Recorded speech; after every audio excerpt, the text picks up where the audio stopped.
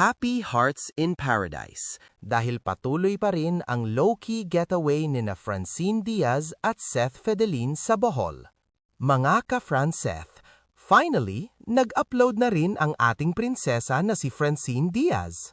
Pero teka, hindi lang basta upload ang ganap ngayon dahil usap-usapan din na hindi pa sila umaalis ng isla at mukhang lumipat lang sila ng ibang resort para mas ituloy-tuloy ang kanilang private celebration. Saan nga ba ang bagong hideout nila at ano ang kwento sa likod ng bagong post ni Chin? Heto na, hihimayin na natin ang lahat ng detalye. Are you ready? Let's go! Bagamat walang malinaw na kumpirmasyon kung ang trip na ito ay para nga sa anibersaryo nila ni Seth, ang naging post ni Francine ay tila sapat na para sa atin. Sa kanyang latest upload, ginamit ni Chin ang caption na "Short and Sweet Vacay".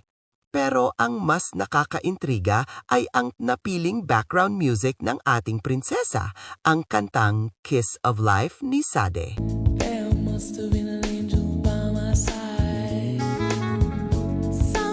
Alam nyo ba ang lyrics niyan?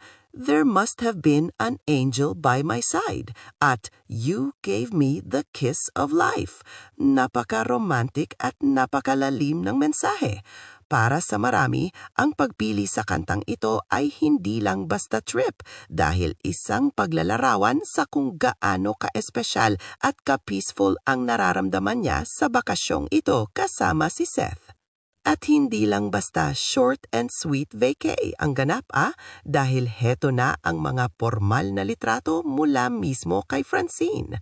Una na Ryan ang kumpirmasyon na hindi lang sila ang nag-e-enjoy sa ganda ng Bohol dahil kasama rin nila ang kanilang pinagkakatiwalaang glam team.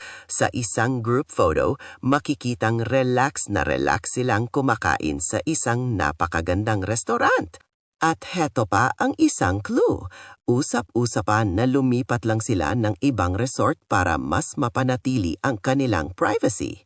Mukhang itong short and sweet na bakasyon na ito ay punong-puno ng mahalagang moments na sila-sila lang ang nakakaalam. Teka lang, Seth, saan ka ba talaga nakatingin? Kitang-kita sa picture na habang nakapost si Francine, ang tingin ni Seth ay direktsyong-direksyo lang kay Francine. Iba talaga ang titik Fedelin, yung tipong kahit maraming tao sa paligid, parang sa kanya, iisa lang ang nakikita niya. Tunay ngang the world fades away kapag ang prinsesa na ang nasa harap niya. Kahit naka-shades pa siya sa ibang kuha, hindi mo maitatago ang direksyon ng paghanga. Hindi na kailangan ng salita dahil ang mga mata ni Seth ang kusang nagbubuking sa nararamdaman niya para kay Chin. Iba talaga kapag alagang Fedelin, secured na secured at palaging nakatutok ang atensyon sa kanyang kaisa-isang reyna. And speaking of Reyna, ang kumuha talaga ng atensyon ng lahat ay ang solo photo ni Chin kung saan may hawak siyang isang napakagandang gumamela flower. Naalala niyo ba ang naunang IG story ni Seth? Doon sa picture ng camera at sunglasses, mayroon ding gumamela flower na nakapatong. Sabi na nga ba this flower is for his girl. Para bang sinasabi nila sa atin na kahit hindi sila magkatabi sa picture, iisa lang ang pinanggalingan ng mga bulaklak na iyan. At ang bulaklak na iyan ay para sa reyna ng kanyang buhay na si Francine. Mukhang hindi pa tapos ang pagpapakilig ni Chin at Seth dahil heto pa ang mga karagdagang resibo mula mismo sa ating prinsesa. Kita sa mga bagong larawan kung gaano ka-peaceful at kasaya ang dalawa sa kanilang bakasyon, mula sa paglalakad ng barefoot sa puting buhangin ng Bohol hanggang sa paglubog sa asul na dagat. Ramdam na ramdam ang kaligayahan sa bawat kuha. Tunay ngang itong short and sweet vacay na ito ay selyo ng kanilang matatag na samahan. Bagamat walang direktang pag-amin kung ito nga ang kanilang anibersaryo, sapat na ang mga ngiti at low-key moments na ito para sa atin. Gaya nga ng sabi nila, love in private, date in private, Be happy in private. Sa mundong puno ng camera at ingay, pinili ni na Chin at Seth ang katahimikan, isang quiet kind of love na mas malalim pa sa nakikita ng mata. More memories for this couple.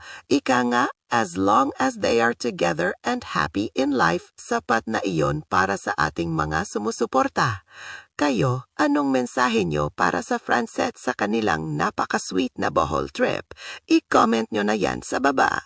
At para lagi kayong updated sa lahat ng hidden resibo at ganap ng ating favorite tandem, huwag kalimutang mag-like, share at mag-follow ng ating page. Maraming salamat sa panonood at hanggang sa susunod na quick update.